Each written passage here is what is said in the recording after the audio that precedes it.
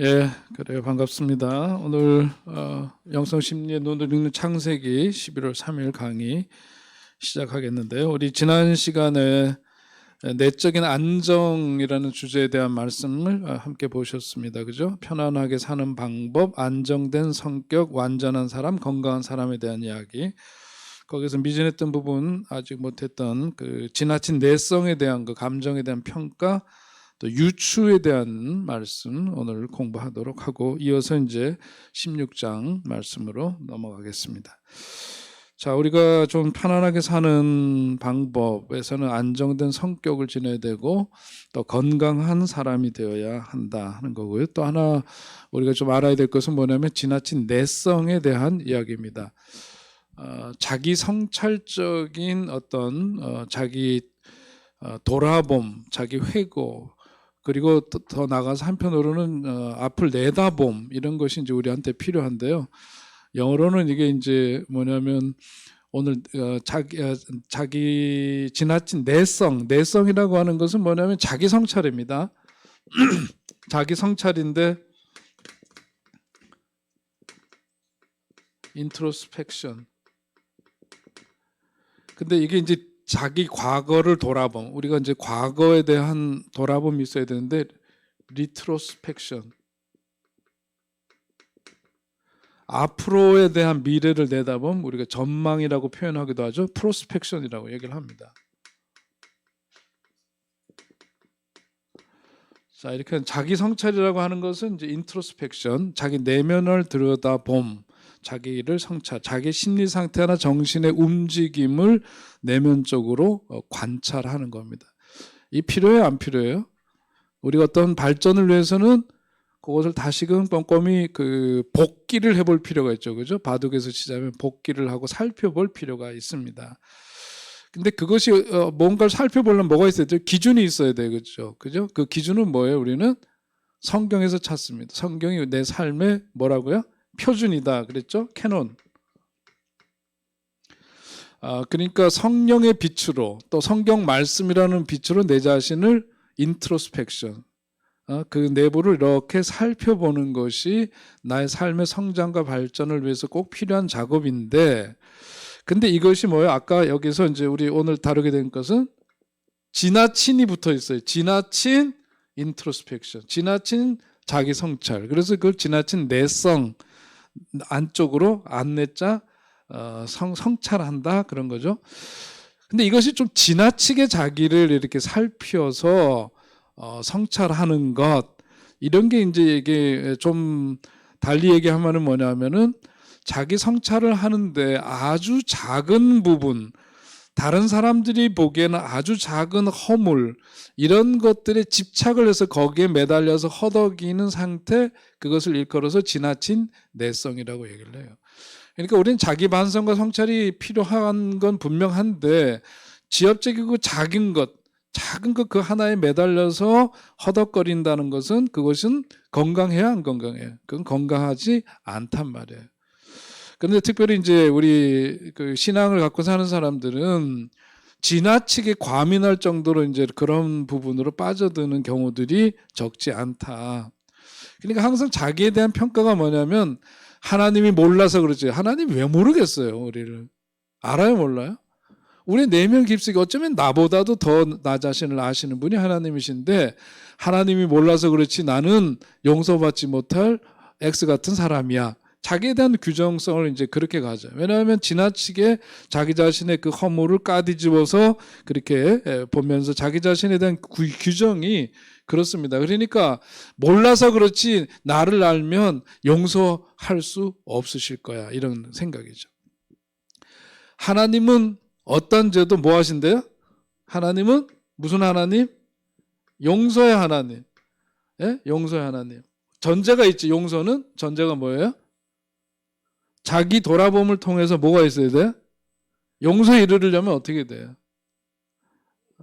너 쉬운 거 대답 안 하더래. 회개해야죠, 그죠, 권사님? 맞아요. 자기 회개가, 진정한 자기 회개가 있을 때 우리 주님은 용서를 해주신다. 그러니까 진정으로 자기 자신이 뼈아프게 뉘우치고, 그 다음에 뭐냐면 용서에 대한 뭘 가져야 돼요? 확신을 갖는 게 중요하죠. 확신. 그런데 뭐냐면 이제 지나친 내성이라고 하는 것은 뭐냐면 그것과는 다르게 자기 스스로가 자기 자신을 용납하지 못한 채 하나님은 용서하신다는 분명한 캐논 표준에 있는 성경에 있는 말씀에 의하지 않고 스스로가 자기 자신에 대해서 그렇게 규제하는 거죠. 그러면 어떻게 될까요? 자기 자신을 대하는 태도가 그러면 이거 지나친 뭐라 그러죠? 이걸 일컬어서 자기 학대라고 얘기할 수 있죠. 그죠? 자, 그런데 사람들은 뭐냐면은 이렇게 자기 자신에 대해서 민감하게 세밀하게 그렇게 자기 자신에 대해서 지나치게 이렇게 규정하는 사람들 일컬어서 뭐라 그러냐면은 겸손한 사람이라고 이야기할 때가 많다. 저 사람 항상 아유 저 같은 사람이 뭐 아유 그러면서 막 이러는데 사실은 우리가 이제 심리 공부, 마음 공부를 하는 건 뭐냐면 외피화다, 외면으로 외화된 것으로 인해서 우리는 그것을 그대로 인정하지는 않아요. 이걸 뭐 껍데기를 벗겨봐야 돼.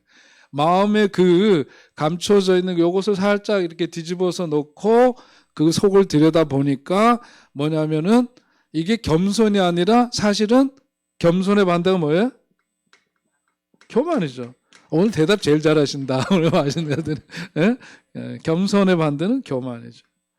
이게 심리적으로 보니까 사실은 엄밀한 의미에서 이 사람 마음 가운데는 교만이 있기 때문이다라고 보는 겁니다. 왜냐하면은 이미 하나님이 이렇게 판단을 내리셨는데도 불구하고 하나님 판단이 우선이 아니라 누구 판단이 우선이야? 자기가 자기에 대한 판단이 더 비중 있고 더 옳고 그것이 타당하다고 여기는 거니까 겸손 안 겸손? 안 겸손이지. 심리적으로 뜨다 보니까 사실 그렇단 말이에요. 그러니까 결국은 더 그것을 극다화해서 들여다보면은 이 속에는 깊은 뭐가 있느냐면 자기 우상화가 있는 거예요. 자기가 세워놓은 높은 그 속에서 자기를 그렇게 규정하고 사는 거죠. 그러니까 이걸 달리 말하면 부정적인 심리용어로는 부정적인 자기도취라고 얘기를 합니다. 부정적인 자기도취. 아시겠죠? 예. 그러니까 우리가 이것을 좀 잘 제대로 볼 필요가 있어요. 누가 봐야 돼? 내가 내 자신에 대해서 진솔하게 내 자신의 그 내면을 볼 필요가 있는 거죠. 자, 이런 사람들 이면에는 다른 사람들에게 자신의 어떤 그 자기 자신을 과시하고자 하는 그런 생각이 그 속에 있기 때문에 그렇습니다. 저는 목회를 오래 하다 보니까 여러 유형의 분들 가운데에서 과거에 정말 목회를 힘들게 했던 분 중에 한 분에 속한 분들이 이런 분들이었어요. 이런 분은 굉장히 겉으로 보면 굉장히 이렇게 겸손해 보이고 그러지만 아이고 아주 참 어렵습니다. 이런 분들은. 누구보다도 굉장히 뭔가 신앙적 열정이 있고 그런데요. 제가 보기에는 주님하고의 만남 속에서 갖는 그 친밀함, 하나님과의 그 오늘 새벽 주제도 그러잖아요. 우리 주님과의 진짜 뜨거운 그 만남이 있게 되면 그 속에서 형성되는 게 뭐냐면 친밀감이에요. 친밀감이 있으니까 뭐냐면 요한 같은 경우 어떻게 예수님한테 막 엉겨 막 예? 이거 쉬운 일 아니거든요. 근데 뭐냐면 너무 편하고 좋고 친하고 친밀한 거예요. 우리 신앙생활도 주님과의 만남 속에서 보면 이런 친밀함은 그런 편안함이 오게 되는 건데 이 친밀함이 아니야. 종교적인 열심은 있는데 항상 경직돼 있어. 무서워요. 그리고 항상 이런 기준을 가지고서는 평가를 해. 회의 때마다 목회적 평가를 해. 아, 미치지 정말 이거. 별거 아닌 거 가지고 막 자기 그것을 설파하면서 규정하고 판단하고 다른 사람들을 죄인시 만들어요. 그분 앞에 서기만 하면 다 떨어. 너무 그 자기가 갖고 있는 그 잣대를 갖고 자기 자신에 대해서 굉장히 엄격한 것 같은데 사실은 제가 보기에는 그 속에 바로 심리적인 것을 뜯어보면은 이런 겁니다. 왜 이럴까? 이런 사람들은 도대체 왜 이러냐? 이런 마음을 왜 갖게 되었는가? 그러니까 제가 이제 그분만 아니라 그분의 그 내력을, 집안을 한번 들여다봤어요. 집안을. 얘기를 이렇게 편안하게 하면서 그냥 이렇게 물어봤죠. 툭툭 물어보면서 하다 보니까 아버님이 장로님이신데 시골에서 유지였어요. 유지인데 나중에 이렇게 들어보니까 그 교회에서 항상 문제를 야기하는 1등급이시네요. 항상 그 아버지가 그랬더라고. 판단하고 정죄하고 이러니. 그리고 이렇게 자기 의에 사로잡혀 있는 분이야. 그러니까 큰 교회의 장로님이신데 스스로 나와서 교회를 개척하고 뭐 아이들 돌보는 뭘 만들고 그랬는데 제가 보기에는 이런 거가 항상 근데 그 아들들이 있는 아들들이 다 그래요. 이거 방송에 나가면 안 되는데 시카고에서도 그 형제를 만났는데 그분이 똑같은 짓을 하더라고. 야, 그거 널 깜짝 놀랐어. 야, 이게 여기서 공부가 필요하구나. 왜냐면 어렸을 때부터 그 아버지의 영향권 속에서 이 아이들이 뭐냐면 기본적으로 신뢰를 갖지 못하고 자란 거예요. 항상 지적질하는 분들이. 교회에서 그러니 집에서는 어떻겠어요? 더군다나 장애를 갖고 있어요. 그러니까 뭐냐면 이게 장애자는 편견이 아니라 어디 가나 무서운 사람이에요. 무서운 사람. 무서운 사람이에요. 아무튼 좀 지나치게 얘기하면 안 되니까 그런데 주위 사람들이는 환경에 대해서 굉장히 적대적이고 과민 반응을 보이고 그렇습니다. 그러니까 결국은 자기 자신의 우리가 항상 뭐를 봐야 된다 그래? 그 역사를 봐야 돼. 왜 도대체 저러나? 저분은 도대체 왜 저렇게 사나? 누구보다도 그 열정도 열심히 그런데 그게 무서운 거예요. 무서운 거가 돼서. 예수님 시대에 누구지? 바리새인이라는 분들. 무서운 사람들이잖아요. 그러니까 그걸 거꾸로 쭉 거슬러 올라가 보니까 어렸을 때의 그런 과정이 있더라. 어떤 신뢰를 받지 못하고 지지를 받지 못한 거죠. 항상 그 판단의 대상황이 되어버린 그런 것들이 자라니까 결국은 이제 그런 것으로 나타나게 되더라. 충분히 신뢰받아야 됩니다. 자기가 신뢰를 받고 자랐어야 성장한다면 뭐냐면 남도 신뢰할 수가 있어요. 예? 우리가 대개 보면은 뭐냐면 자기에게 학습된 거가 그대로 나타나거든요. 그러니까 자기가 신뢰를 받고 지지를 받았으면 다른 사람도 다 그냥 그러면 그런 줄을 다 믿어요. 말하는 그대로를 믿어. 근데 세상을 가만 보니까 사람이 말하는 거가 다가 아니더라고. 그죠? 그래서 골탕을 먹어요. 이 사람이 이렇게 얘기하면 그게 100%인 줄 알았더니 나중에 보니까 전혀 아니에요. 그래서 사업하다가 홀라당 말아먹고 이러는 게 다 뭐냐면 세상을 그렇게 자기가 보는 눈으로 보다 보니까 이런데 많은 사람들이 그렇습니다. 이런 점들이 있다는 것을 우리가 알아야 돼요. 자, 자신에 대한 신뢰감이 없는 사람들은 그 마음이 공격성과 적대감으로 늘 지옥 같은 상태에 놓여 있게 된다. 누가 잘 되면 이런 사람들은 배 아파할까 안 할까요? 남들이 잘 되면 배 아파해요. 남들이 잘 되면 배 아파합니다. 그리고 누가 못하면 벼락같이 달려들어서 물고 뜯어요. 이런 분들. 그러니까 이런 게 참 제일 중요한 게 그래서 내가 나를 아는 게 참 중요해요. 나는 도대체 누구니 하는 거예요. 나는 어떤 존재인가.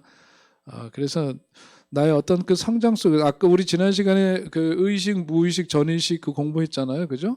그래서 그 오늘 또 공부하겠습니다만은 이 감정이라고 하는 게 다 이제 무의식과 관계되는 건데 그런 자기 자신에 대한 그 섀도우, 어두움, 그림자 이것을 마주하고 볼 수 있어야 자기를 볼 수가 있고 그래야 우리가 이런 남도 괴롭게 하고 자기 자신도 항상 지옥 같은 상태에서 사는 그런 삶을 살지 않을 수가 있다. 이게 굉장히 그런 점에서 중요합니다.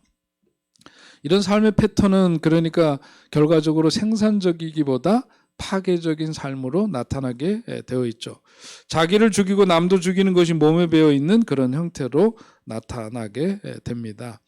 그래서 지나친 내성이라고 표현했는데 그것은 엄밀한 의미에서 보자면은 발전을 위한 자기 돌아봄이라기보다는 굉장히 병적인 것으로 볼 수가 있는 거죠. 자, 우리가 그런 건 점이 없는지를 살펴야 합니다. 자, 감정에 대한 평가입니다. 우리는 어떤 대상을 볼 때 나름대로 평가를 하는데 이건 좋은 거고 저건 나쁜 거고 하는 식으로 윤리적인 판단을 하는데, 그런데 그렇게 다른 대상에 대해서 평가하는 습관이 자기 감정에 대해서도 똑같이 행해질 때가 있다. 자, 이거는 좋은 감정, 저것은 좋지 않은 감정 이런 식으로 얘기를 하는데, 그러면 그렇게 평가하는 것이 나름대로 근거가 있겠지만은, 감정이라고 하는 것은 나의 감정이라고 하는 것에 대해서 누군가 평가를 했다. 그러면 어떻게 되죠? 평가를 내가 어떤 감정을 나타내니까 거기에 대한 평가가 있어. 그러면 어떻게 되죠? 그 다음에 나에게서는 거기에 따른 반응이 또 나오겠죠. 그죠? 그래요, 안 그래요? 우리 자신을 한번 생각해 보면 쉽게 이해할 수가 있죠.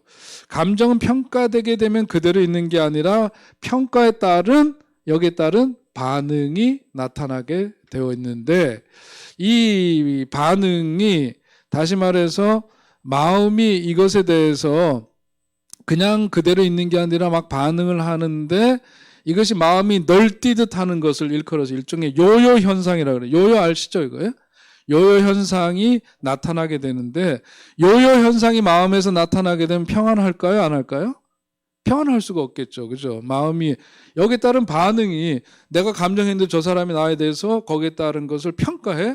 근데 그거는 내 감정을 평안스럽게 만드는 게 아니죠. 거기에 따른 반응은 나를 요동치게 만들어요. 요요 현상이 일어나고 그 평안을 잃게 되고 그런 거죠. 그래서 감정 중에서 좋지 않은 평가를 받은 감정들이 자기 자리를 찾지 못하고 막 헤매기 때문에 나타나는 게, 그게 뭐냐면은 일종의 심리적인 요요 현상인데, 이런 요요 현상이 일어나게 되면은 뭐냐면 마음이 평화롭지가 않아요. 그런데 어딜 가서 기도원에 갔어. 아니면은 이제 집회에 왔어요.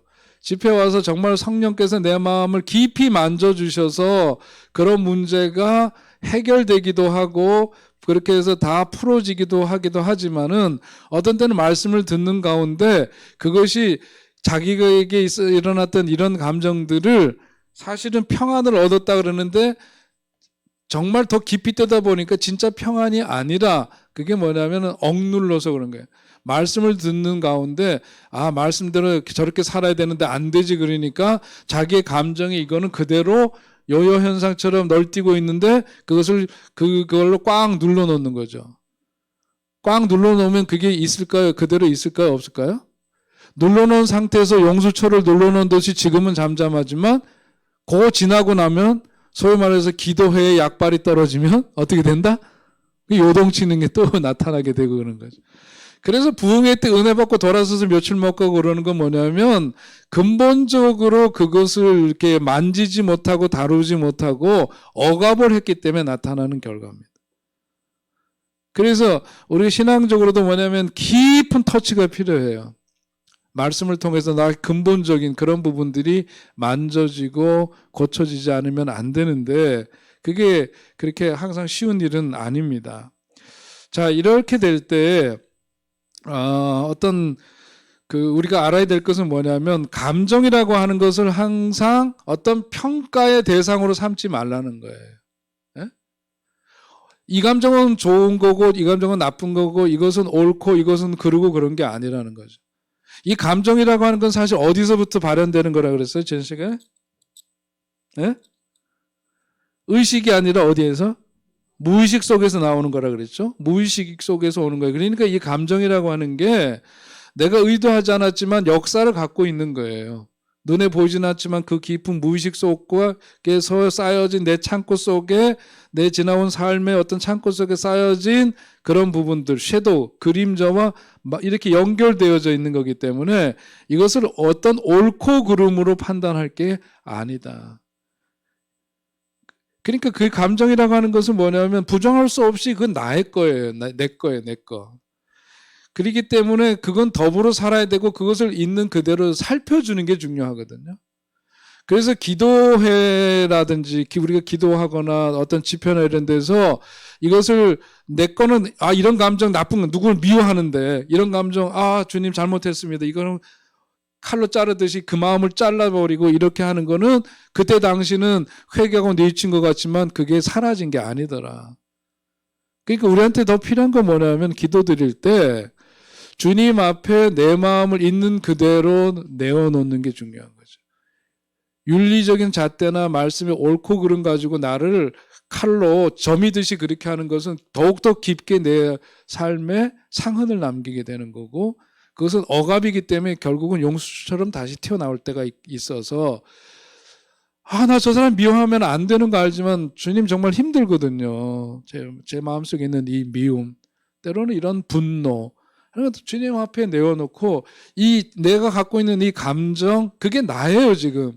그것을 드러내고 주님이 그것을 받아주시고 그것을 감싸주시고, 그래서 그 어떤 풀어지는 과정이 있어야 되는 거지, 이렇게 하면 안 돼 그리고 눌러서 해결되는 게 아니다.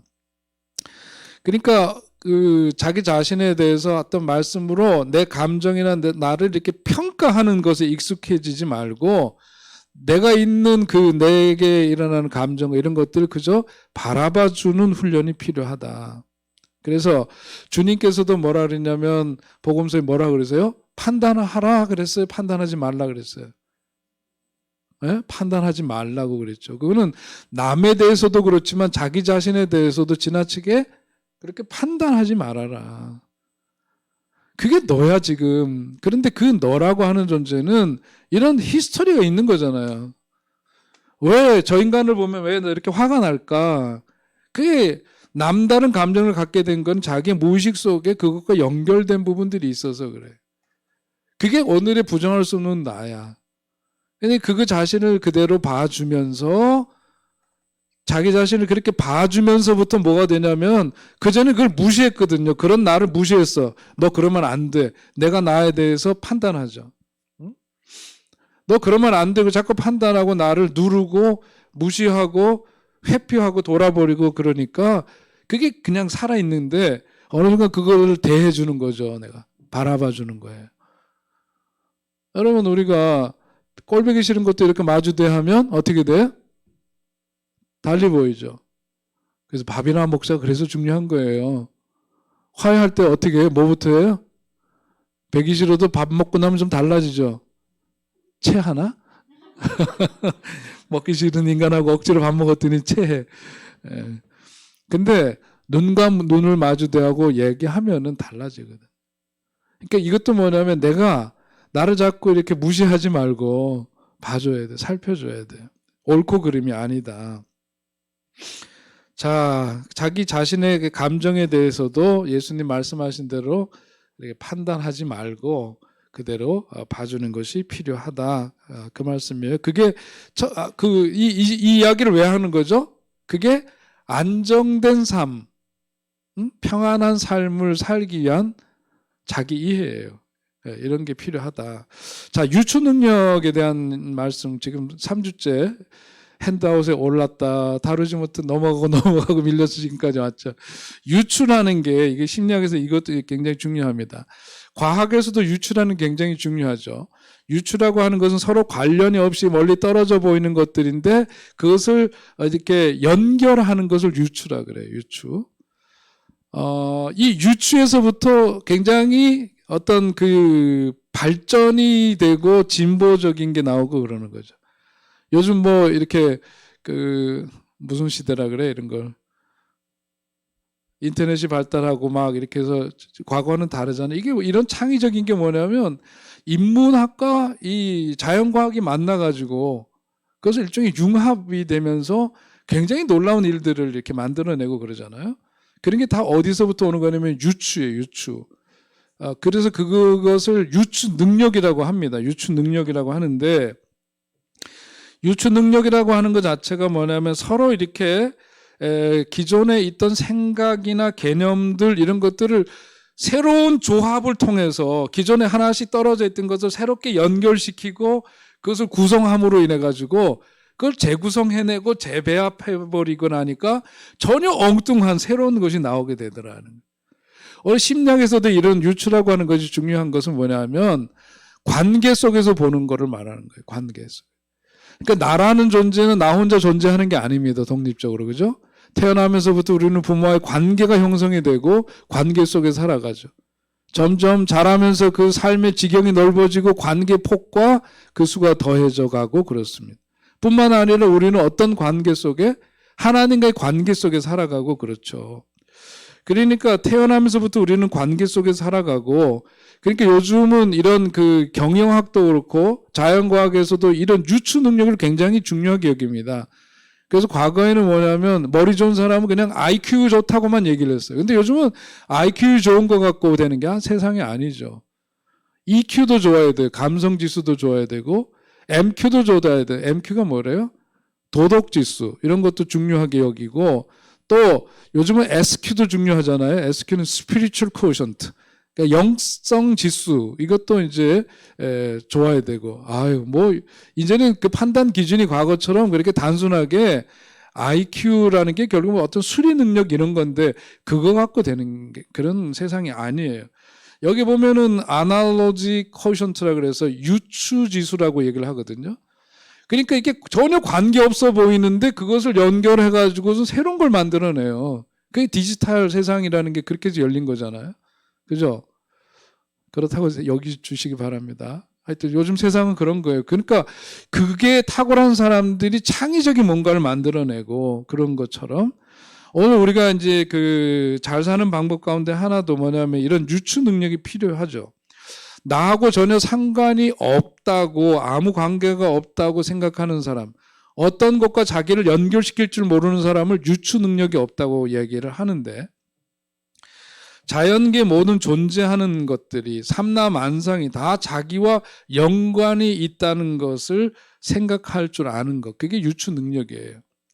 자, 근데 이 유추 능력이라고 하는 것은 뭐냐면 무의식을 통해서 깨닫게 된다.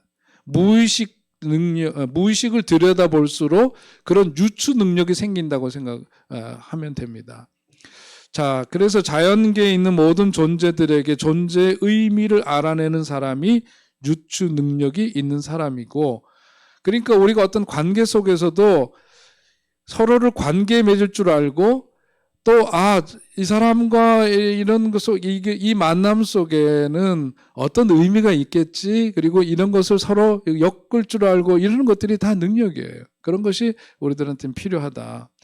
유추 능력이 생기게 되니까 혼자 살아가는 내가 아니죠. 관계 속에서 생각을 하게 되고, 그러니까 유추 능력이 있는 사람들에게서 생기는 첫 번째 마음은 어떤 거냐면 감사라 그래요. 감사하게 되는 거죠. 그래서 사도 바울이 범사에 감사하라 하고 하는 그 기도는 어떤 때 가능한 기도냐면 유추 능력이 있을 때 가능한 거죠. 오늘 우리가 사는 세상도 그냥 정말 드라이하게 살 수도 있지만은 저 북한산 가는 길, 저 월요일 파주 예배드리고 가는데 그 뭐 제2자유로 그냥 고속도로잖아요. 고속도로인데도 가운데 있는 그 심겨진 나무들이 그냥 얼마나 색깔이 곱고 예쁘던지, 거기에 그냥 벚나무가 이파리 그 물드니까 참 예쁘더라고요. 근데 이런 그 자연 세계를 보고 이러면서도 이것을 다 자기와 관련해서, 하나님과 관련해서 이런 어떤 관계성 속에서 볼 줄 아는 것이 참 중요합니다. 그렇게 되니까 그런 속에서 보니까 하나님이 이 아름다운 세상을 주신 것도 하나의 선물로 여겨지게 되고, 그냥 고맙게 생각되죠. 맨날 더우면 어떻게 하겠어요. 근데 이 좋은 가을 주시고 또 겨울도 주시고, 겨울 되면 겨울 나름대로 또 우리가 누릴 수 있는 게 많고, 겨울이 갖고 있는 또 좋은 점들도 있고 그렇죠. 아무튼 이런 것들이 우리의 삶을 풍성하게 해주고 그러는데, 자, 그러면 유치 능력을 어떻게 쌓아가느냐, 그걸 몇 가지만 봅니다. 첫째는 뭐냐, 유추 능력을 쌓아가기 위해서는 뭐냐면 경험이 많아야 돼. 경험이 많아야 되는데 그 경험은 무엇을 통해서? 사람들과의 만남을 통해서, 그 만남을 많이 할 때 거기에서 유추 능력은 더욱더 쌓아져 가는 것이다. 자, 이 만남이라고 하는 것은 뭐냐? 너와 나 사이의 만남이고 나와 나 자신의 만남, 이런 것들이죠. 자, 너와 나 사이의 만남이라는 것도 가만 여러분 지금 보십시오. 어떤 분들은 폭이 좁은 사람들은 맨날 만나는 사람하고만 만나요. 예? 만나는 사람, 그 교제 폭이 정해져 있어요. 건강한 사람은 뭐냐면 가난한 사람이나 부한 사람이나 누구나 스스럼 없이 만나서 대화가 가능한 사람. 동양인이나 백인이나 흑인이나 만났을 때 함께 어울릴 수 있는 사람. 낯선 곳에 가가지고도 누구랑 쉽게 함께 그 속에서 어떤 편견이나 어떤 그런 것을 갖지 않고 있는 그대로 함께 그 속에서 사람들을 만나는 그 만남의 폭이 넓을 때 그런 사람들이 유추 능력이 거기서 쌓아져 가는 거고 유추 능력이 있는 사람으로 발전하게 되는 것이죠. 나 자신과도 마찬가지입니다. 내 속에는 어떤 때는 천당, 어떤 때는 지옥 이런 경험 해요, 안 해요? 맨날 천당에서만 사세요? 네. 이런 것들 있죠. 내 자신과의 만남 속에서도 밝은 면이 있고 어두운 면도 있고 그래요, 그죠? 이런 부분들을 그 다양한 자기 자신을 이렇게 어떤 한 부분을 특정지어서 무시하고 안 보는 게 아니라 이런 점도 보고 이런 점도 보고 있는 그들의 나를 그대로 볼 줄 아는 이제 그런 것들, 이런 것들이 그래서 접촉점이 많은 사람들, 이런 사람들이 유추 능력이 증대가 됩니다. 영성 심리에서는 사람을 두 가지로 나눕니다. 보통 성숙과 미성숙, 건강한 사람, 병든 사람 이런 식으로 나누는데 성숙한 사람이 되기 위해서는 뭐가 필요하냐? 훈련이 필요해요. 성숙한 사람이 되기 위해서, 건강한 사람이 되기 위해서 영성심리에서는 이런 사람으로 우리가 두 부류를 이렇게 나누는데 미성숙과 성숙에서 성숙한 사람이 되기 위해서는 어떤 훈련이 필요하고 건강한 사람이 되기 위해서는 뭐가 필요해요? 치유가 필요하죠. 자, 이거 그러니까 윤리적으로 좋다 나쁘다가 아니라 다시 말해서 단죄라는 것이 이제 없어집니다. 그래서 예수님 같은 경우에는 가늠한 여인의 어떤 단죄에 대해서 단죄하는 사람들의 병적인 마음을 주기 위해서 너들 가운데 죄 없는 자가 돌로 치라 그렇게 얘기를 하시죠. 직면하게 한 거예요. 그걸 직면치유라고 얘기를 하는데 그래서 우리가 이런 것들이 필요합니다. 편견으로 보는 것을 없애기 위해서 그러기 위해서 우리는 사람들을 다양하게 많이 만나는 것이 필요해요. 여러분 한번 제가 이렇게 강의로 지금 말씀을 드리지만 한번 실제 생활 속에서 한번 얘기를 들으시면서 떠올려 보시라고요. 누구나 이렇게 좀 편안한 사람들이 있어요. 편안한 사람들은 뭐냐면 관계 폭이 넓어요. 그리고 누구 이렇게 힘 있는 사람이든 나보다 대단하게 보이는 사람을 가서 쫄지 않아요. 그렇다고 해서 가난하고 힘없고 좀 그런 사람들한테서도 그런 사람들 무시하지 않습니다. 건강하게 누구나 다 이렇게 다양하게 골고루 이렇게 대화가 가능하고 서로 대하는데 편견 없이 인격적으로 존중하면서 만날 수 있는 이런 사람 건강한 사람이죠. 이런 폭이 넓은 사람 이런 사람들 이럴 때에 우리에게 어떤 유추 능력이라고 하는 것이 더욱더 자라가게 되고 그래서 건강한 사람, 성숙한 사람이 되는 겁니다. 또 아까 말씀드린 것처럼 나를 만나는 것이 중요한데 아까 우리가 앞에서도 많이 얘기했지만 우리는 섀도우, 그림자를 만나는 것에 대한 두려움이 사실 있거든요. 그렇죠? 그래서 나의 과거도 현재도 미래도 이런 것들을 자기 자신의 그 과거, 현재, 미래를 만나는 필요가 있다. 아까 말씀드린 것처럼 내 안에 어떤 천당도 있고 지옥도 있는데 천당은 밝은 면이고 지옥은 어둠이겠죠. 그죠?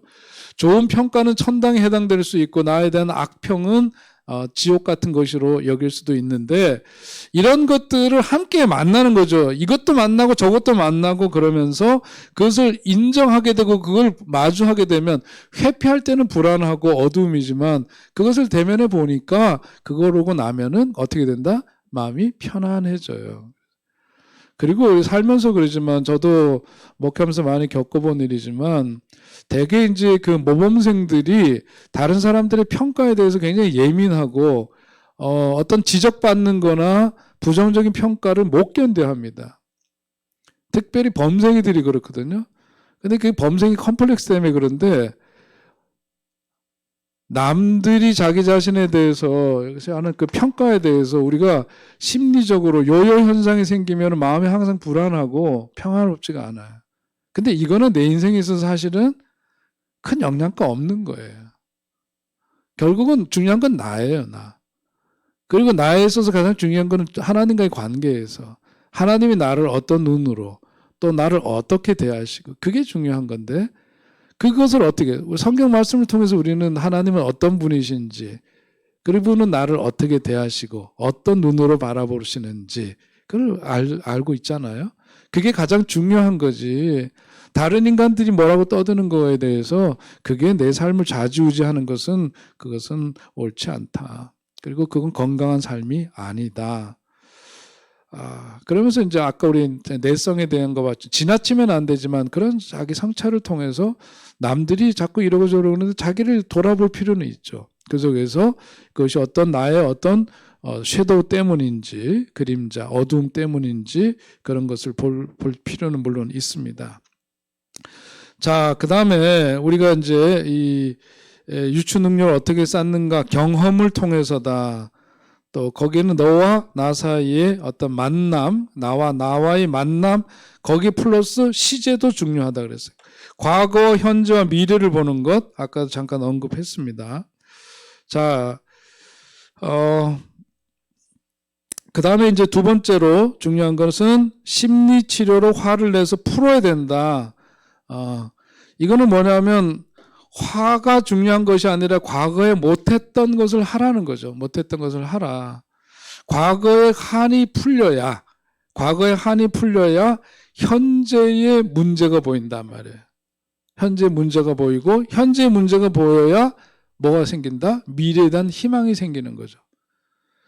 그러니까 이게 우리가 이 한풀이가 굉장히 중요해요. 한풀이가. 과거에 있었던 그 자기에게서 해결되지 않은 그런 것들이 쌓여서 응축된 엑기스화된 그 어떤 그 분노 덩어리가 돼 있으면 이게 항상 언제 터질지 모르는 폭발력을 갖고 있기 때문에 그래서 이런 과거에 대해서 과거의 어떤 한이라는 게 뭐죠? 한이라는 건 다시 말하면 자기 인생에 있어서 아직 풀리지 못한 미해결 과제입니다. 미해결 과제를 한이라고 얘기할 수 있어요. 그걸 풀어야 돼요. 그게 풀려지지 않으면 계속해서 현재의 삶이 제대로 보이지를 않아요. 건강하게 살지를 못합니다. 그러니까 오늘의 걱정은 오늘로 뭐 하대요? 예수님이 족하다고 얘기를 하셨어요. 그 말씀의 의미도 뭐냐면은 예수님 말씀에서 얘기하고 있는 것은 뭐냐면 과거에 맺힌 한은 꼭 풀어라. 과거에 맺힌 거 다 떠나보내야 돼. 풀고 떠나보내야 돼. 근데 그거를 안 되면은 계속해서 끌어안고 살게 되면서 오늘을 오늘로 못 사는 거죠. 거기에 매여서 살게 됩니다. 그러니까 한풀이를 안 하면 어떻게 되느냐면은 자기 자신을 계속해서 이렇게 공격해 쪼아요. 그래서 그 한이 맺혀가지고 나중에 극단적인 방법이 뭐예요? 극단적인 게 자살로 가는 거예요. 그게 안 풀어지니까. 자기를 쪼다 결국은 자기가 자기를 죽이는 거죠. 근데 자기가 자기를 죽이는데 거꾸로 그것은 뭐냐면 세상에 대해서 거꾸로 자기 죽임을 통해서 항의하는 거죠. 이제 그런 게 가장 극단적인 형태라고 할 수 있습니다. 나 자신에 대한 가치를 모르면 우리가 자꾸 자학을 하게 돼요.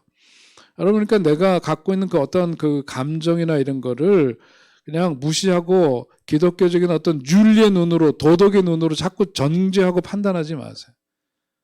내가 그런 인간이 되었던 것은 과거에 그런 자기고 얘기하는데 섀도우 때문에 그런 거예요. 무의식 속에 있는 그 그림자, 어두움 때문에 그런 건데 그걸 내가 살아와서 오늘까지 온 거잖아요. 그게 난 걸 어떻게 해.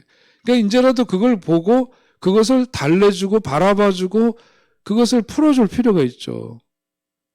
예? 그래서 그것을 응시하게 되고 그렇게 되면 마음이 편안해져요. 그러면 지금 이렇게 독하게 못되게 이렇게 안 살게 돼. 그렇게 돼야지 되는 거예요. 그렇지 않고 자꾸 난도질을 하면은 더 깊어집니다. 병은 깊어져요. 그러니까 결국 그 에너지가 어디로 나오냐면 다른 사람을 공격하는 데로 나와요. 다른 사람을 공격. 그런 사람이 신앙이 좋다라고 하는 평가를 받으면 그게 무기가 돼버립니다. 그런 사람 신앙 좋으면 안 돼요. 미안하지만. 예? 그런 사람 신앙 좋다는 평가를 듣는 그거 좋은 게 아니에요. 그는 그만큼 자기 그 병든 자아가 더 단단해져서 그리고 그 속에 있던 그게 바깥으로 분출해서 남을 향해서 나타나요. 공격적이고 판단적이고 정죄하고 그렇습니다. 자, 그 화를 풀어야 된다. 화를 풀어야 된다. 이런 나 자신에 대한 가치를 모르면 자학을 하게 되고 사람들이 얼마나 나를 필요로 하는가를 알아야 돼요. 그게 이제 유추 능력이라는 게 그래서 필요한 거거든요. 그런 관계 속에서 자기를 보지 못하면은 이렇게 되는 거죠. 그래서 정말 나라는 존재는 가치 있고 나는 우리 교회에서 얼마나 필요한 존재인데 우리 어디 가정에서도 일터에서도 내가 얼마나 필요한 존재인가 그것을 알고 지내야 합니다. 이런 유추 능력이 커지면 사물의 가치를 또한 깨닫게 되고 그러면 그 사소한 것도 다 가치 있게 보여요. 가치 있게. 그런 눈으로 보게 되니까. 그러니까 얼마나 이게 참 중요한 부분입니까? 그죠? 우리가 이걸 그냥 어떤 자꾸 교과서적으로 가르쳐서 너는 이래야만 돼, 저래야만 돼. 이렇지 않으면은 벌 받아야 되고 이렇게 하면 혼나야 되고 이런 게 아니라 그대로의 나를 귀하게 다시 들여다봄을 통해서 그렇게 가면은 자기 자신에 대한 그런 눈이 바뀌고 그것은 이웃에 대해서 타자에 대해서 다른 사물을 바라보는 데 있어서도 그 관점과 시각이 달라지게 돼 있고 가치를 부여하게 돼 있다. 그걸 꼭 기억하면 좋겠습니다. 자, 그 다음에 우리가 사람들이 세상을 그러면 어떻게 배우는가? 세상을 어떻게 배우는가? 첫째, 조건 형성으로 세상을 배운다. 조건 형성으로 세상을 배운다는 것은 뭐냐면 자극과 자극의 결합을 통해서 세상을 배운다는 거죠.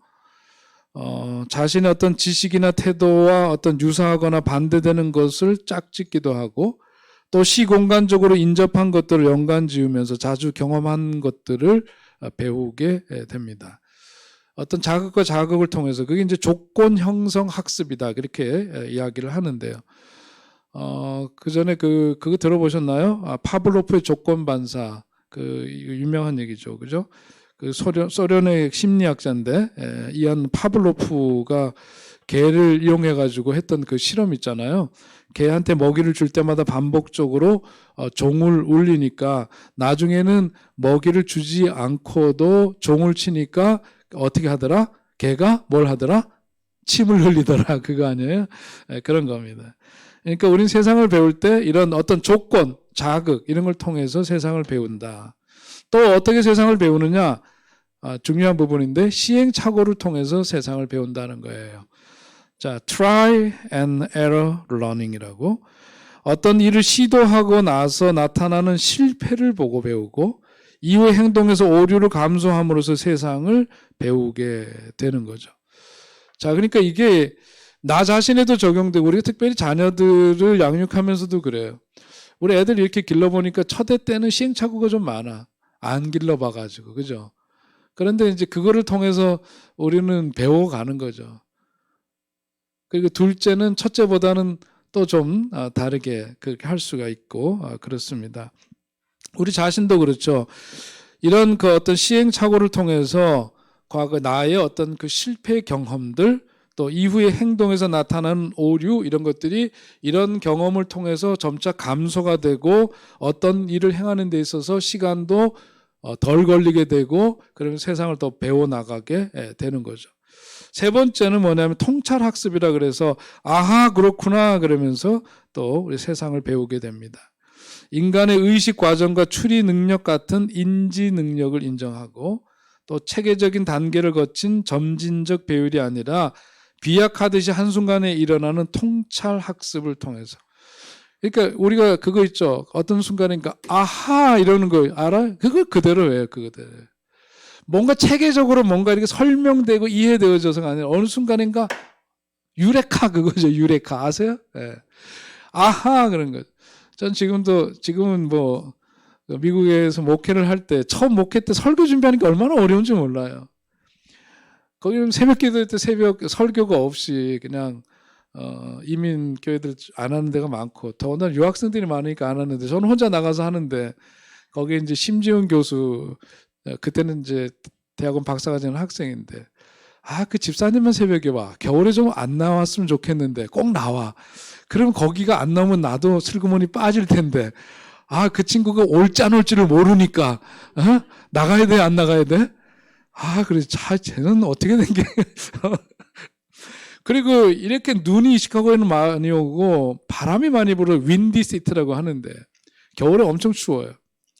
더군다나 그 본당이 얼마나 큰지 미국 교회인데 거기 가서 난방을 틀 수도 없어요. 난방 틀고 따뜻해지려면 2-3시간 있어야 되거든요. 기름값 엄청 들 거예요. 그러니까 난방 핀다는 건 생각도 못하고 춥지 바람 불지 눈 오지 그런 날은 꼭 와요. 그런 날은 꼭 와. 왜냐하면 그 집사는 뭐냐면은 목사님 혼자 그 길에 가서 어떻게 힘들게 기도하실까 이것 때문에 오고 나는 그 집사님이 올까봐 가고 그래서 갑니다. 그래서 가는데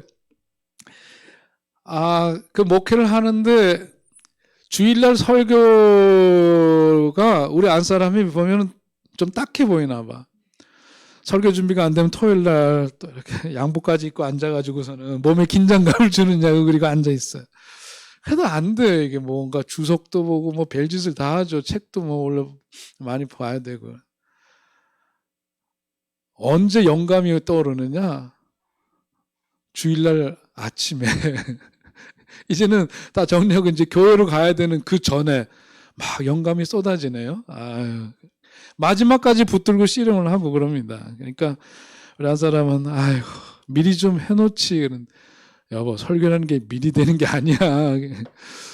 근데 그때 도움이 되는 그 레퍼런스 참고서가 있었어요. 그게 뭐냐면 아하예요. 아하. 그 책 제목이 아하인데 펄핏 어디 출판사에서 목사들만 보라고 비닐 팩이 이렇게 돼가지고 배달이 되는데 거기는 주석을 공부를 하고 뭐 온갖 책들을 보고 보려면 그 양이 많은데 여기는 주석도 딱딱 요점이 정리가 돼가지고 나오고 거기에 따른 이제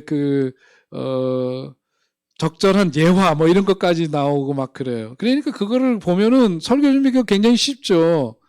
쉽기도 하지만 뭐냐면 이렇게 볼 수도 있네 성경을 이제 이런 게 와요. 그래서 이 사람들이 아하라고 적구나. 근데 그 아하가 주는 기쁨이 큽니다. 그게. 근데 이제 너무 그런데 의존하면은 또 안 되죠. 너무 의존하면 안 되기 때문에 어느 정도 이제 보다가 말았는데 나중에는 우리도 마찬가지로 살면서 뭐냐면 자기가 배워가는 데서 어느 순간에 아하 그럴 때가 있어요. 그게 통찰학습이에요. 통찰. 어떤 인사이트가 온다는 거죠. 자, 그러면서 우리는 세상을 배워갑니다. 또 하나는 뭐냐? observational learning. 관찰함으로써 세상을 배운다. 관찰하고 결과를 종합하는 거죠. 관찰을 통해서 또 그다음에 신경 생리학적으로 이런 건 좀 복잡한 이론이긴 해요. 어떤 감각 경험이 우리 신경세포인 뉴런을 통해서 그것이 자극되면 그것이 세포 집합체를 흥분시켜 가지고 이제 그다음에 이제 연결돼서 관념을 형성되고 뭐 이런 이제 신경계통의 어떤 그런 걸 얘기하는데 이런 것까지 알면 너무 머리 아플 것 같아요. 자, 오늘 여기까지 말씀이고 그 다음에 이제 16장으로 가는데요. 16장, 이게 빨리 읽고 전통적인 해석 메시지 간단하게 정리하면서 오늘 말씀을 마치고 영성 심리의 눈으로 보는 16장 1절서부터 6절까지의 말씀은 다음 주에 공부하도록 하겠습니다. 16장 창세기 1절서부터 6절까지 좀 빠른 속도로 함께 읽겠습니다. 아브라함의 아내 사레는 출산하지 못하였고 그에게 한 여종이 있으니 애굽 사람이요 이름은 하갈이라. 사레가 아브라함에게 이르되 여호와께서 내 출산을 허락하지 아니하셨으니 원하건대 내 여종에게 들어가라. 내가 혹 그로 말미암아 자녀를 얻을까 하노라 하매 아브라함이 사레의 말을 들으니라. 아브라함의 아내 사레가 그 여종 애굽 사람 하갈을 데려다가 그 남편 아브라함에게 첩으로 준 때는 아브라함이 가나안 땅에 거주한 지 10년 후였더라.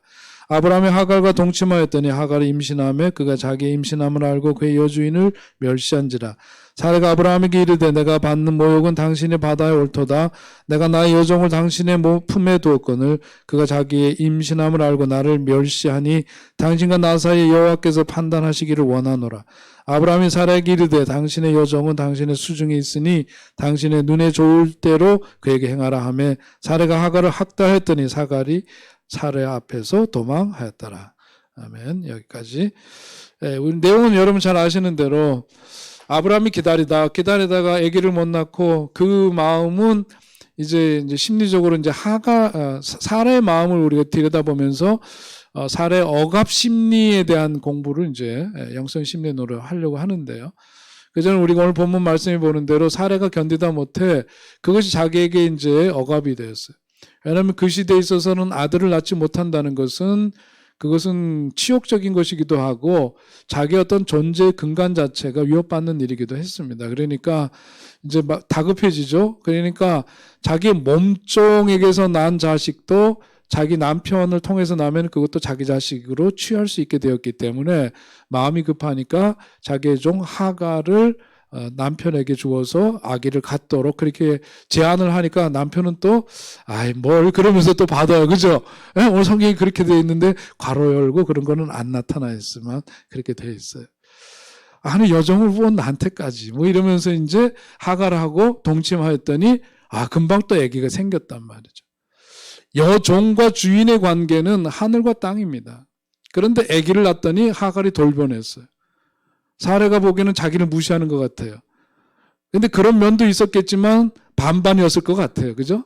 하갈도 아기를 낳고 나니까 어깨에 힘이 들어간 것도 이해가 되고 사레의 입장에서 보자니까 마음이 급해서 자기 종을 남편한테 주기는 했지만 남편이 자기 여종하고 관계를 갖는다? 이건 생각만 해도 짓떨리는 일이야 사실은.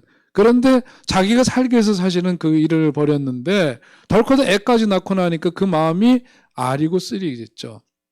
자, 이런 가운데에서 이제 결국은 그를 박대한다. 하갈이 자기 주제도 모르고 자기한테 막대하니까 사레도 참지 못하고 그 다음에 결국 누구한테 해대야 돼? 남편한테 해대야 되죠. 남편한테 여종을 준 사람은 누구예요? 자기죠. 그런데 결국 그 사단이 벌어지고 나니까 남편한테 너 이럴 줄 몰랐다 이제 내가 지금 어떤 처지인지 아냐 그리고 이제 막 하죠. 본처가 갖고 있는 힘입니다. 그게. 그래서 이름하여 조강지처. 그 막강한 파워가 거기서 나오니까 뭐 깨갱이지 뭐 남편들. 그러니까 뭐라 그래요? 비겁하죠. 네가 알아서 해 이렇게 얘기를 하죠. 여기 그렇게 나와 있죠 성경에. 그대가 알아서 하게. 그건 뭐냐면은 하갈의 목숨 네 맘대로 해 그런 얘기랑 똑같아. 쫓아내버린 거죠. 쫓아내버렸어요. 그랬더니 그 하나님 뭐냐면 하갈의 울부짖음도 들어주신 하나님이에요. 근데 그건 이제 다음 얘기인데 오늘 말씀에서 보면 전통적인 해석에서 보자면은 하나님의 약속에도 불구하고 자기 마음대로 세속적인 방법으로 그 뜻을 이루려면 안 된다. 오늘 성경에 나오는 이 방법은 그 시대에 이 집안만 있었던 게 아니라 그 시대적으로 했던 관습이에요. 그래서 성경에서 뭐라 그러냐면 너희는 이 세대를 본받지 말고 오직 마음을 새롭게 함으로 변화를 받아 하나님의 선하시고 기뻐하시고 온전하신 뜻이 무엇인지 뭐 하도록 하라? 예? 로마서에 나오죠. 분별하도록 하라. 맞죠? 그렇죠. 세속적인 방법, 시류에 따라서 세상 문화를 쫓아서 그냥 당연한 듯이 그렇게 하면 안 된다. 왜냐하면 그 이전에 하나님의 약속이 먼저 있었기 때문에 약속에 대한 신뢰한 믿음을 저버리고 시류를 따라가면 안 된다. 그것이 첫 번째 메시지겠죠. 두 번째, 말씀에서 벗어난 행위는 반드시 악한 열매를 거두게 되더라. 그건 뭐 더 말할 필요가 없습니다. 신명기에 있는 말씀도 그렇고 여러 성경에서 이런 것을 뒷받침하는 말씀들이 많이 나와 있습니다. 세 번째, 성도는 항상 사람의 말보다 하나님의 말씀에 순종해야 한다. 네, 정말 당연한 얘기죠. 하나님의 말씀이 앞서 있는데 사람들이 야, 너 그렇게 하다가 너 진짜 큰일 난다. 머리 옆에서 자꾸 불안을 조성하고 그러니까 그런가? 그러다가 조금 있다 보니까 점점 마음이 더욱더 크게 흔들리고 그러니까 그릇된 길로 가요.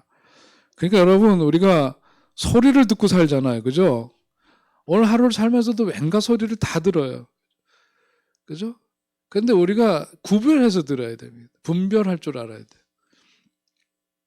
이 사람이 이러면 이런가, 저 사람이 저러면 저런가. 그런데 이럴 수도 있고 저럴 수도 있지만 그래서는 안 되는 문제가 항상 있어요.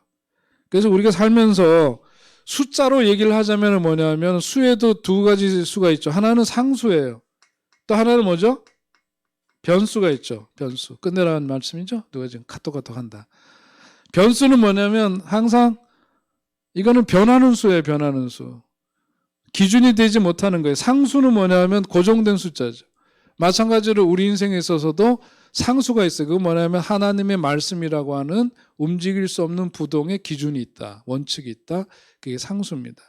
근데 그게 아니라 이런 분별력이 없으면 사람의 말을 쫓아가게 돼 있어. 따라가게 돼 있어.